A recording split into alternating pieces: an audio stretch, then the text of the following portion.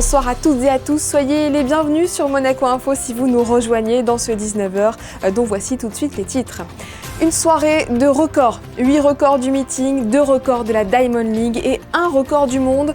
Au Stade Louis II hier soir, le meeting Herculis a offert du beau spectacle. Retour sur les performances les plus marquantes en début de journal. Nous prendrons ensuite la direction des États-Unis où des membres du Yacht Club de Monaco se trouvent actuellement. L'objectif, faire la promotion du patrimoine maritime européen et monégasque. L'hôtel Hermitage ouvre un nouveau chapitre de son histoire. Le Palace Belle Époque vient de dévoiler 40 nouvelles chambres et suites, dont 7 appartements signés notamment de Pierre-Yves Rochon, l'architecte d'intérieur à la renommée internationale, sera notre invité. Et puis de l'art vivant avec ce rendez-vous très attendu, le Monaco Dance Forum. Le premier temps fort avait lieu hier avec une création signée de l'ancien danseur des ballets de Monte-Carlo devenu chorégraphe il y a 20 ans, Eric Oberdorf. C'est l'un des événements sportifs les plus attendus de la principauté.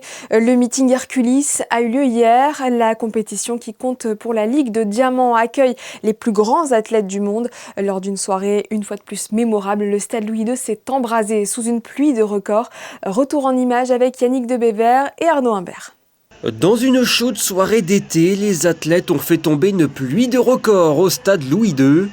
8 records du meeting, 2 records de la Diamond League et 1 record du monde. Voilà comment on pourrait résumer ce meeting Herculis EBS 2026.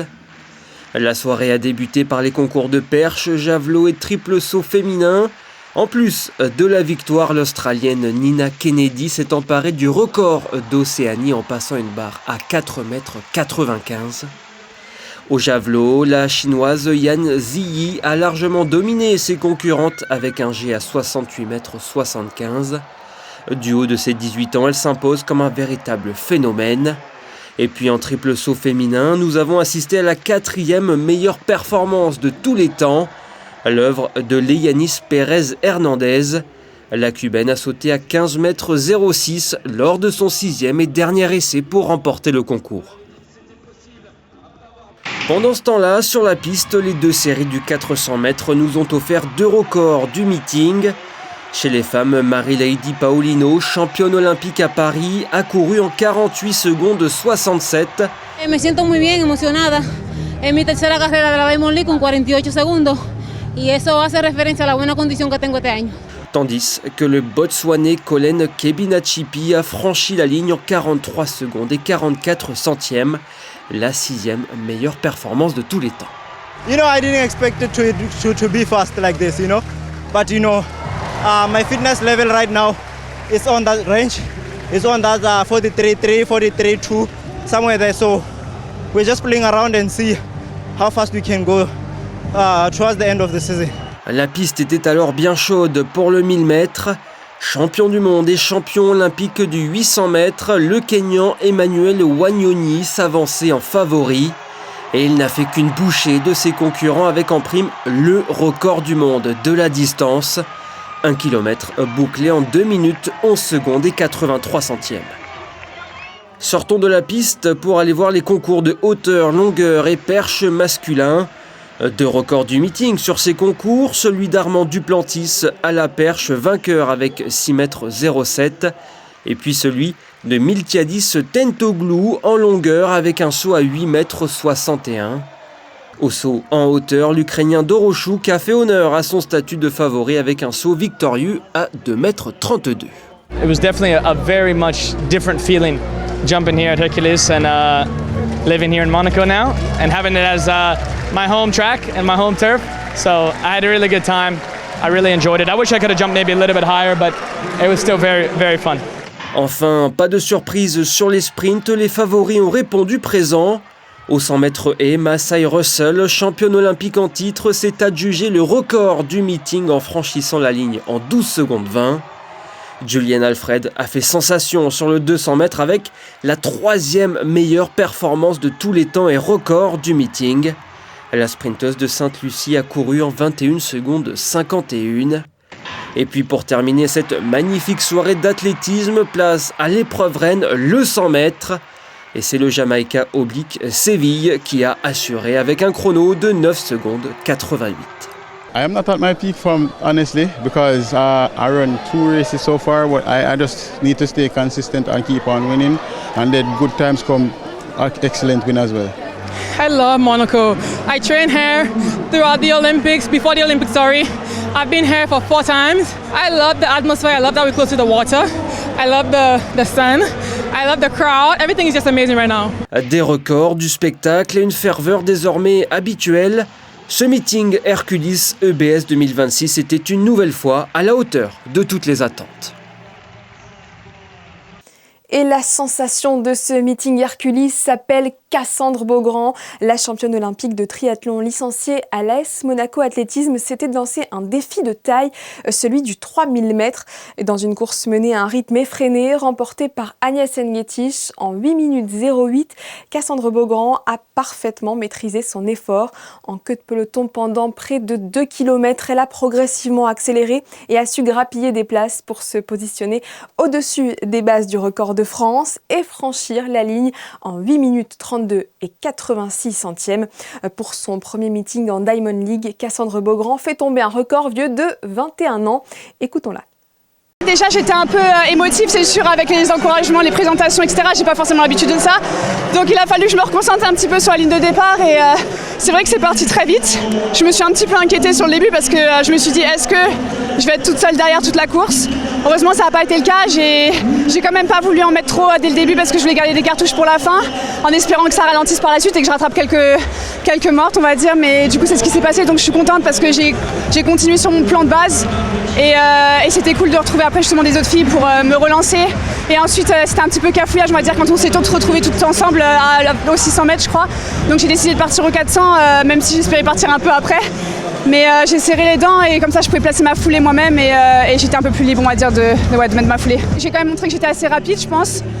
Après est-ce que je suis assez rapide pour prétendre faire un bon résultat sur des championnats d'Europe ou c'est vraiment des courses tactiques, je ne le sais pas. Donc, et j'ai pas forcément l'occasion de plus travailler que ça parce que voilà moi je cale mes compètes d'athlètes un peu entre 2 triathlons donc on va voir, ça va être compliqué. Après c'est un problème de riche, donc je vais pas me plaindre. Je suis vraiment, si ma saison devait s'arrêter maintenant, je suis amplement contente déjà, mais j'ai un peu faim quand même, encore un peu plus. Et oui, il y a de quoi être fier. Vous le savez, la mer peut offrir de puissants bienfaits pour la santé, mais polluée, elle peut aussi être très dangereuse. La thématique mer et santé humaine a été choisie pour le colloque de clôture de la session d'été 2026 de l'Académie de la mer. C'était hier à l'hôtel Novotel. Christina Petit-Homel et Kevin Garcia. Chercheurs, médecins et scientifiques se sont réunis au Novotel pour ce colloque consacré au lien entre mer et santé humaine, pollution aux microplastiques, contamination au mercure des thons ou encore impact des rayons UV sur les oursins, autant de sujets passés au crible par les experts. Toute l'alimentation provenant de la mer, au cours des, je vous dirais, 50 ans, même plus, il y a des polluants chimiques, des polluants physiques qui ont atteint les océans, pas seulement les mers côtières. Et malheureusement, nos captures de poissons, d'invertébrés reviennent dans nos assiettes. Et il y a une partie possible de ces contaminants qui reviennent vers l'humain. Donc en fait, il y a une espèce de cycle un peu infernal que la pollution marine augmente. On a toujours espéré que ça va s'arrêter, que ça va s'arranger, mais malheureusement, ça augmente encore, en particulier les plastiques et d'autres substances aussi. Et tout ça, il y a un retour malheureux dans notre alimentation provenant de la mer. Mais l'océan est aussi une formidable source de bien-être, thalassothérapie, sport, santé ou encore effet apaisant des espaces bleus face à l'éco-anxiété.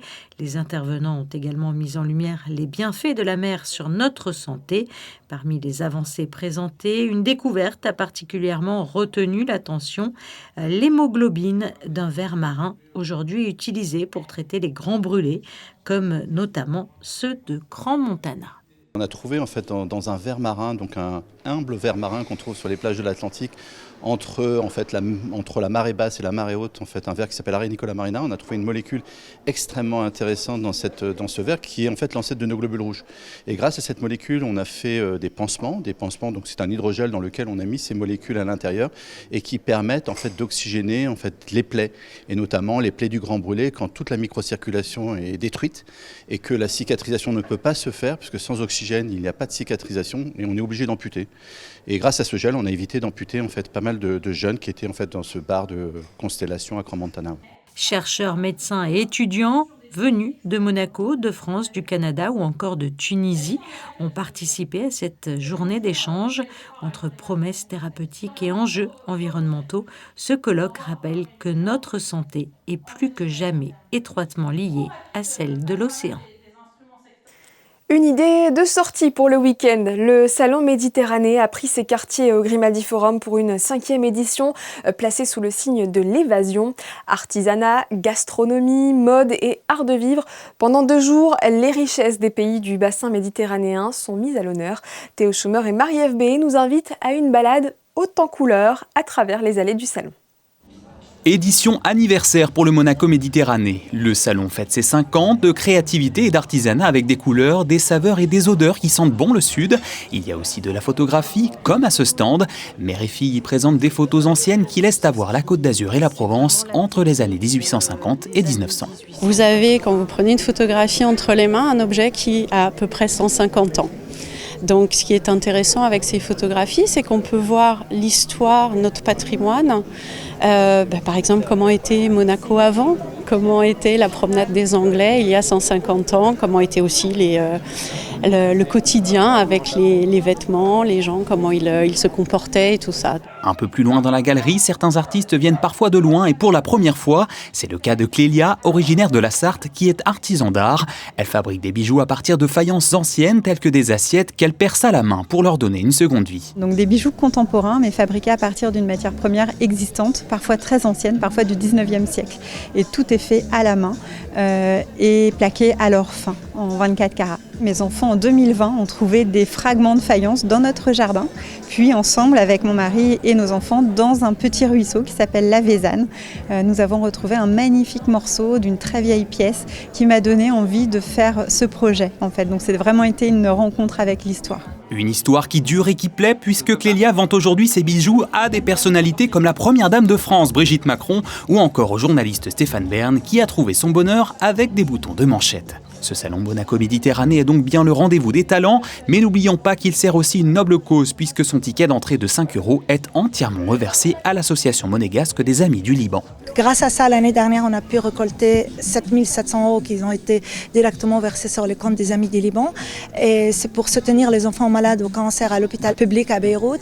Et cette année, c'est pour soutenir les enfants, surtout dans l'éducation, qui ont des difficultés à payer la scolarité. On est à ce jour à 7 500 € des tickets vendus, tickets solidaires vendus pour les Amis du Liban. Une belle initiative pour un beau salon qui permet à la fois de soutenir des personnes dans le besoin tout en faisant rayonner la principauté avec des exposants de talent.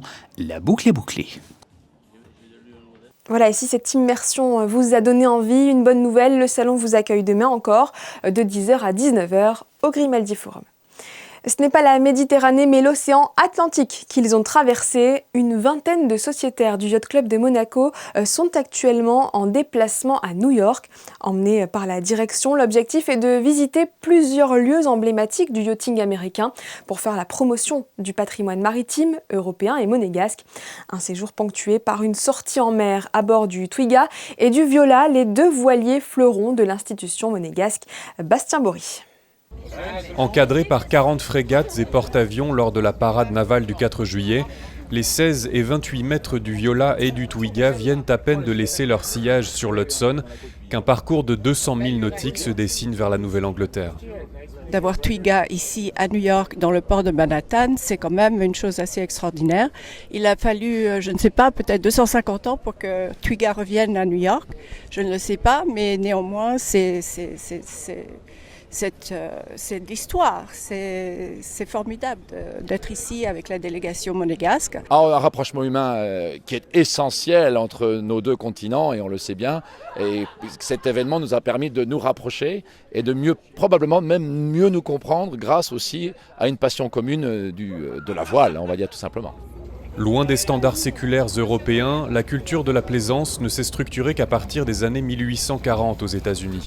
Dérivé des anciennes goélettes de commerce et de pêche, le yachting américain a privilégié depuis la modernité des carènes à la conservation du patrimoine. Yachting in the United States is actually fairly new, and our culture in yachting is very exciting. But compared to what's occurring in Europe, we're still much smaller. In Europe, there's the Grand Classic regattas, and it's much larger than what happens in the United States. So by bringing over some of the great ships from Europe to meet and understand the Americans, we hope that we'll inspire some of our Americans to also travel to Europe. And when they get over to Europe, they're going to see this magic that's happening there and hopefully be inspired and improve our yachting culture as well. Mais derrière le poids de son effectif de 2500 membres issus de 82 pays différents, le Yacht Club de Monaco veut aujourd'hui s'ouvrir aux jeunes profils. Ce voyage à New York d'une vingtaine de membres sociétaires permet ainsi de faire connaître l'institution auprès des nouvelles générations d'armateurs. D'ici quelques jours, nous allons commencer la Monaco Energy Boat Challenge, où déjà des jeunes sont en train d'arriver et vont montrer leur nouvelle idée d'un yachting plus propre et responsable. Donc ça, c'est vraiment une des grandes facettes du Yacht Club. Et effectivement, le Yacht Club fait aussi à l'intérieur de son institution des programmes comme par exemple des passerelles familiales qui permettent aux enfants de nos membres de devenir justement membres de ce club par évidemment des facilités d'entrée. Et rien que ces derniers mois, on a pu quand même accueillir 53 nouvelles personnes qui ont entre 18 et 25 ans. Donc c'est formidable. Quelle que soit l'attitude, je crois que le plus important, et on a l'exemple sous nos yeux avec Twiga au Viola derrière nous, c'est qu'il y ait des gens assez passionnés pour préserver l'esprit du yachting et ces bateaux-là. La Statue de la Liberté a des dizaines d'années, ces bateaux nous survivront. On est les héritiers, les transmetteurs d'un patrimoine, et il faut que ça continue à vivre. D'être invité par le Manhattan Yacht Club, par Michael et ses équipes, ça a été des échanges. En septembre dernier, pendant la Monaco Classic Week, on a annoncé officiellement la venue de Twiga aux États-Unis. C'est des milestones dans la vie des bateaux et dans nos histoires très importantes. On a gravé, alors nous à notre échelle, une petite page d'histoire, mais une grande page pour Twiga. Et c'est des nouveaux rendez-vous et des nouvelles aventures. On va se quitter demain et toujours un petit peu, pas d'amertume, mais de mal-être de se séparer pour se retrouver encore mieux dans pas longtemps. Loin de l'estuaire protégé du fleuve Hudson, cette flotte plus que centenaire naviguera bientôt sous les vents imprévisibles du nord-est américain. 10 jours de régate pour le Twiga et 2 mois pour le Viola, sous une météo annoncée clémente, avant de rejoindre leur port d'attache. Parquet Versailles et salle de bain en marbre de Calacata. L'hôtel Hermitage a dévoilé 40 nouvelles chambres et suites, dont 7 nouveaux appartements signés Pierre-Yves Rochon. Considéré comme l'un des grands maîtres du design hôtelier de luxe, l'architecte d'intérieur est avec nous. Il est interviewé par Fabien Bonnier. Pierre-Yves Rochon, bonsoir. Bonsoir. Nous sommes actuellement dans la phase 2 de ces rénovations à l'hôtel Hermitage. Votre mission, c'était de repenser les 7 Diamond Suites de cet hôtel. Est-ce que vous pouvez tout simplement nous raconter comment sont ces suites maintenant qu'elles sont rénovées ? Il faut savoir que cette rénovation se fait à 4 mains, c'est-à-dire avec l'équipe d'architecture intérieure de la SBM, avec Stéphanie Reynaud et mon bureau, Pierre-Yves Rochon, à Paris. J'avais travaillé déjà, il y a plus de 20 ans, à la surélévation de l'hôtel Hermitage. Et on avait écrit une première histoire. Et aujourd'hui, vous allez découvrir dans les jours à venir, puisqu'on vient de terminer la rénovation des derniers étages, et particulièrement un travail que j'appelle à 4 mains, avec la SBM, sur les nouvelles suites et la façon de vivre à l'hôtel Hermitage Monaco. Comment sont ces suites ? Alors ces suites sont, bien sûr, que lorsque l'on dessine des suites, et surtout 20 ans après, l'hôtellerie a changé.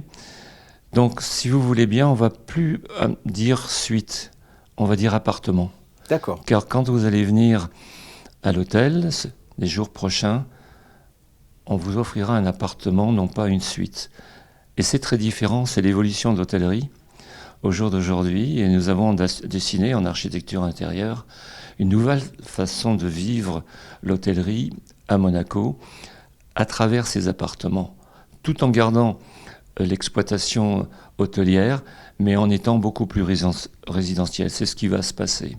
Alors c'était un challenge pour vous? Quel était le cahier des charges? Qu'est-ce que vous pouviez faire? Ce que vous ne pouviez pas faire concernant ces rénovations? Alors d'abord, c'est un grand plaisir de revenir à Monaco. Ça veut dire qu'on nous fait confiance. Et ça, je remercie la SBM et toute l'équipe. Après, un grand challenge, vous savez, challenge quand on travaille dans un bâtiment ancien, il est évident que l'architecture n'est pas la même que dans une création. Donc ça, c'était la première chose. Et puis, il faut tenir compte de l'évolution, ce que je vous expliquais. Donc avec Stéphanie Reynaud, on a cherché à redessiner ces 2 étages avec ces appartements qui se connectent tout ensemble. Le service sera là, il y aura un service de butler, mais qu'on ne verra pas. Et c'est ça, c'est le luxe, c'est de pouvoir avoir le service sans le voir. Les appartements, en dehors de leur vue, sont reconstruits avec, quand cela est possible, des salles de bain avec la lumière du jour et la vue sur cette sublime vue sur Monaco, des vrais dressings, non plus des placards. Et puis, après, toute la technologie d'aujourd'hui, à savoir particulièrement l'éclairage. Et enfin, une histoire qui mélange le passé et le futur. Le passé, parce qu'on a gardé l'ADN en architecture intérieure de quelques moulures que j'avais déjà fait il y a 25 ans. Et c'était d'une volonté parce que on doit se servir de l'héritage du passé et bien sûr le futur avec une façon de vivre. Par exemple, les bureaux n'existent pas. Et vous aviez carte blanche ou vous aviez un cahier des charges strict? On a toujours un cahier des charges parce que d'abord il y avait un délai. Imaginez-vous que cette rénovation est faite, je crois, en 5 mois et demi. Enfin, je n'ai pas participé à cette partie, c'est la SBM qui, avec Monsieur Leroy et Stéphanie Reynaud qui ont eu cette charge. Moi, j'étais simplement en conseil artistique. Mais bien sûr qu'on a un cahier des charges, on a un délai, on a un budget.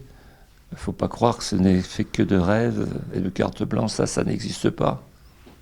Alors j'imagine qu'il doit y avoir une certaine complexité d'arriver à préserver l'âme belle époque tout en rénovant en même temps. Oui, mais moi je pense que c'est important parce que je n'aime pas la mode, ça ne m'intéresse pas. Je pense qu'on peut vivre avec son temps, mais il faut respecter le passé, que j'appelle moi l'héritage, non pas le classique. Et donc c'est pas difficile.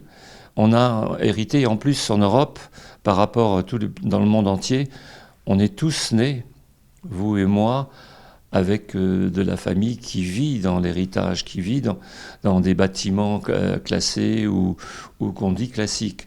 Donc ça fait partie, en ce qui me concerne, de mon ADN déjà, mais ça m'empêche pas d'être présent et de dessiner pour le futur. Pierre-Yves Rochon, merci d'avoir répondu à mes questions. Je vous en prie, je vous souhaite une très bonne soirée.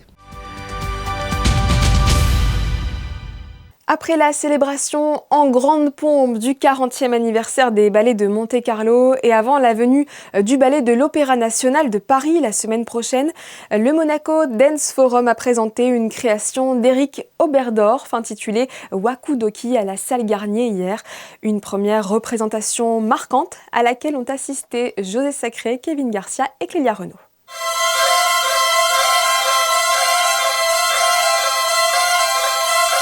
Wakudoki, c'est le titre du spectacle présenté dans le cadre du Monaco Dance Forum. C'est vendredi 10 et samedi 11 juin à la salle Garnier. Wakudoki, une création signée Éric Oberdorf. Wakudoki, c'est un mot japonais composé qui vient de waku waku, la montée d'adrénaline, et doki doki, le battement du cœur. Et donc c'est vraiment, la pièce parle de ce moment très particulier où on a l'impression que notre corps nous échappe avant de vivre quelque chose d'extraordinaire. Donc ça peut être avant de sauter en parachute, ou avant d'embrasser quelqu'un pour la première fois, en disant au revoir à quelqu'un aussi. C'est vraiment ce moment où on sent notre échine, notre épine dorsale parcouru de frissons, et on ne sait pas ce qui va se passer après.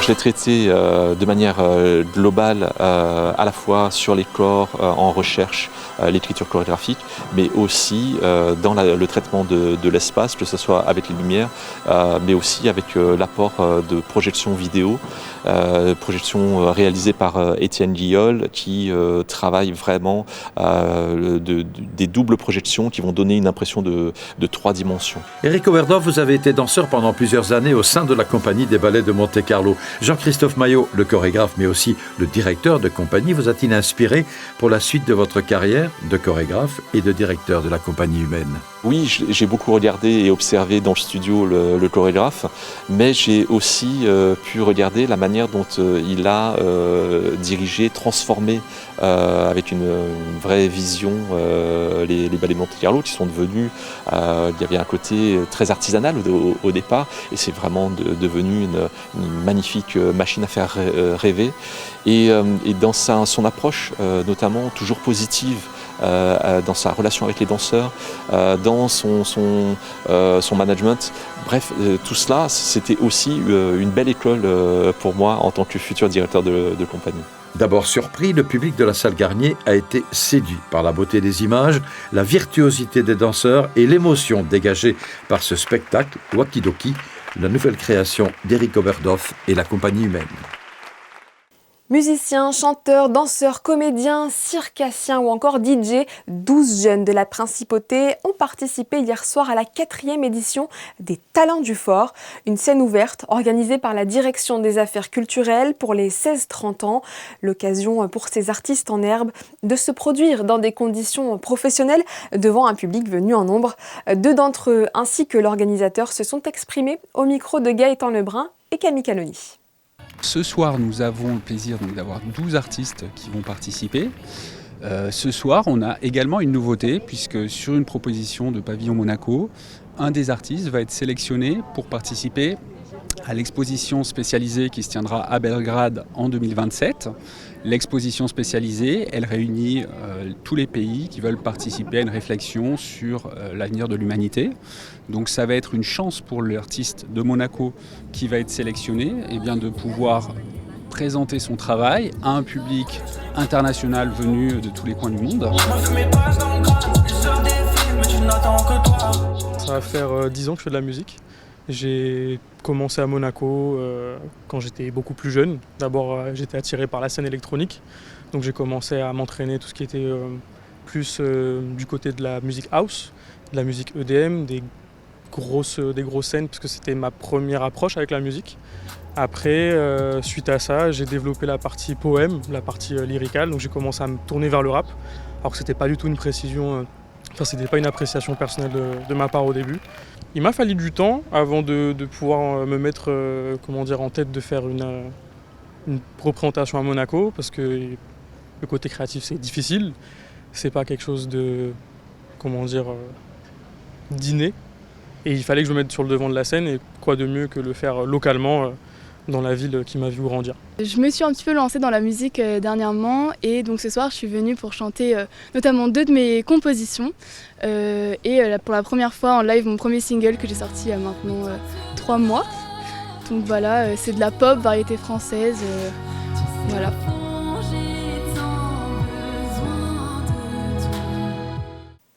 Des jeunes très prometteurs. C'est la fin de cette édition, merci de l'avoir suivi. Nous la refermons comme nous l'avons ouverte avec l'événement sportif de ce vendredi, le meeting Herculis. Les plus grands athlètes étaient devant l'objectif de Manuel Vitali. Dans un instant, la météo, toujours caniculaire, vous sera présentée par Théo Schumer. Quant à moi, je vous donne rendez-vous demain à 18h30. Passez une très belle soirée avec nous sur Monaco Info.